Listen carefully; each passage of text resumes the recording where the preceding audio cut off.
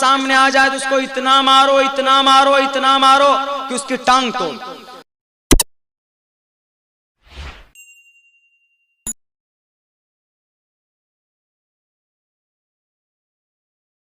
موتی سنگھ نے یہ کہا کہ ہم کسی بھی مسلمان کی شکل نہیں دیکھنا چاہتے ہیں 12 بجے سے پہلے، اگر کوئی مسلمان میرے نظروں کے سامنے آ جائے تو اس کو اتنا مارو اتنا مارو اتنا مارو کہ اس کی ٹانگ توڑ۔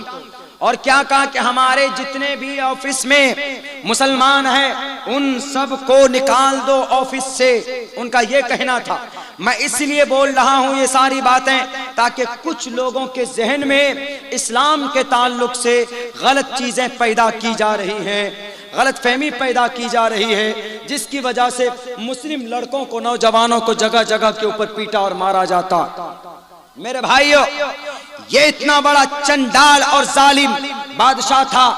بادشاہ مسلم میں بھی ہوئے ہیں تشدد پرست اور ہندوؤں میں بھی ہوئے ہیں، تو یہ ان میں سے ایک تھا۔ راج محل کے اندر، راج گڑھ کے اندر، یہ مدھیہ پردیش میں 1880 کے اندر ایک مرتبہ کیا ہوا، ایک مرتبہ جا رہا تھا اپنا قافلہ لے کر شکار کرنے کے لیے، تو راستے میں ایک مولانا صاحب ملے کہ وہ وضو کر کے نماز پڑھنے کے لیے مسجد میں جا رہے تھے۔ تو موتی سنگھ نے کہا کہ مولانا ادھر آؤ، تم کو پتا نہیں کہ میں موتی سنگھ ہوں؟ Why are you standing in front of me؟ کیوں آئے میرے سامنے؟ تمہیں ڈر نہیں لگتا؟ کان پکڑ لو، مرغا بن جاؤ۔ اس بیچارے کی اتنی پٹائی کی، اس بیچارے غریب کو اتنا مارا، اس کی ماں نے آ کر ہاتھ جوڑے، اس کی بیوی نے آ کر ہاتھ جوڑا کہ بادشاہ صاحب معاف کر دیجئے، معاف کر دیجئے، غلطی ہو گئی اس سے، لیکن نہیں مانا۔ اتنا ظلم کیا، اتنا ظلم کیا کہ بیچارے کو اس گاؤں سے باہر جانا پڑا۔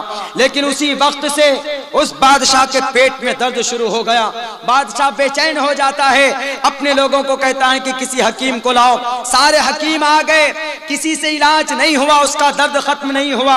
اخیر میں ایک نے کہا کہ ایک بڑا حکیم ہے، اس کو بلانے کی آوشکتا ہے، اس کا نام لیکن محمود خان نام ہے۔ کہا کہ محمود خان نام ہو کہ کچھ بھی نام ہو، بلا کر لاؤ۔ محمود خان جب آتے ہیں تو اس کا پلس جب دیکھتے ہیں، پہلے زمانے میں حکیم ہاتھ دیکھ کر پکڑ سمجھ جایا کرتے تھے، جب اس کو چیک کیا تو حکیم محمود خان نے کہا ایسے ٹھیک نہیں ہوگے بادشاہ صاحب، جاؤ چنڈی پور کے مدرسے میں ایک قاری صاحب ہیں، وہ دعا کر دیں گے تو ٹھیک ہو سکتے ہو۔ انہوں نے کہا اچھا، فوراً آئے چنڈی پور میں۔ اب یہاں جو قاری صاحب تھے، مفتی صاحب تھے، تو مفتی صاحب سے کہتے ہیں راجہ صاحب کہ بھائی ہمارے لیے دعا کر دیجئے، میرے پیٹ میں بہت تیز درد ہو رہا۔ تو اب بتائیے، تو مفتی صاحب کیا کہتے ہیں؟ میں کسی بھی بادشاہ سے 12 بجے سے پہلے نہیں ملوں گا، جاؤ ابھی باہر کھڑے رہو۔ تو کسی نے کہا کہ سر حضرت یہ بادشاہ صاحب ہے۔ کہا کہ وہ اپنی جگہ کا بادشاہ ہوگا، میں اپنی جگہ کا بادشاہ ہوں۔ بہرکیف اللہ کے سامنے وہ ان کے مولانا کے سامنے جھکے، ان کے پیر پکڑے اور توبہ کیا کہ ہمیں معاف کر دیجئے، ہم سے غلطی ہو گئی۔ میرے بھائیو، مولانا نے دعا کی، ان کا درد کم ہونا شروع ہو گیا، اسی وقت سے ان کی تکلیف کم ہونی شروع ہو گئی۔ وہ ڈیلی 1 گھنٹہ پہنچتا تھا مولانا کے پاس کہ ان کی باتیں سنتا تھا، قرآن سنتا تھا۔ ایک روز 1 گھنٹہ پورا ہونے سے پہلے وہ نکلنے لگا، وہاں سے نکلنے لگا تو مولانا نے کہا کہ کہاں جا رہے ہو؟ انہوں نے کہا کہ میں نے اپنے ایشور کی پوجا نہیں کی۔ انہوں نے کہا کہ تمہارا کون سا ایشور ہے؟ موتی سنگھ بتا کے جا، تمہارا ایشور کا نام کیا ہے؟ انہوں نے کہا کہ میرے ایشور کا نام شری کرشن جی ہے۔ کہا کہ تم نے دیکھا؟ کہا دیکھا تو نہیں۔ کہا آنکھیں بند کرو۔ جیسے ہی آنکھیں بند کیا بادشاہ نے، آنکھیں کھولنے کے بعد مفتی صاحب کے ہاتھ کو پکڑ کر کہنے لگا کہ مفتی صاحب مجھے کلمہ پڑھائیے۔ بتاؤ اس دیش میں دنیا کے لوگوں اسلام زبردستی سے پھیلتا تو موتی سنگھ کے کندھے پر کس نے تلوار رکھی تھی کہ مفتی صاحب کے ہاتھ پہ ہاتھ رکھ کر کہہ رہا کہ مجھے کلمہ پڑھاؤ؟ نہیں، کچھ دکھا ضرور تھا۔ مفتی صاحب نے کہا کہ میں کلمہ نہیں پڑھا سکتا، میں اگر کلمہ پڑھاؤں گا تو یہاں کے تمہارے برادری کے لوگ مجھے زندہ نہیں چھوڑیں گے۔ انہوں نے کہا کہ میں بادشاہ ہوں، اگر آپ کی طرف کوئی ہاتھ پڑے گا تو میں اس ہاتھ کو کاٹ ڈالوں گا۔ بتاؤ اس دھرتی کے اوپر موتی سنگھ کو کس نے ڈرایا تھا؟ بتاؤ بھارت کی دھرتی میں راجہ بھوجپال کو کس نے ڈرایا تھا؟ بتاؤ اس دھرتی کے اندر راجہ ہرش وردھن کو کس نے ڈرایا تھا؟ بتاؤ اس دھرتی چین کے اندر جیانگ ہوئی کو کس نے ڈرایا تھا؟ اسلام پھیلتا ہے اپنی اچھائی سے، اپنے سچائی سے، ظلم و زبردستی سے اسلام نہ پھیلا تھا۔ نہ پھیلتا ہے نہ قیامت تک پھیلے گا، اللہ کی طرف سے اس کی اجازت نہیں ہوتی۔